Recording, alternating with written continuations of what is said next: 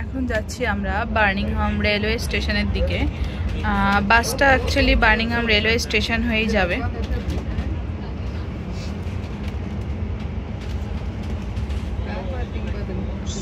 এখানে railway station থেকে airport যাওয়ার জন্য এরকম কেবিল কার আছে, যেগুলো ইউজ করছে সবাই রেলওয়ে স্টেশন থেকে এয়ারপোর্ট যাওয়ার জন্য ইন্টারনালি। আমাদের বাসটা এয়ারপোর্টের কাছ থেকে হয়ে রেল স্টেশন হয়ে তারপর যাবে। এটা হলো বার্মিংহাম রেল স্টেশন।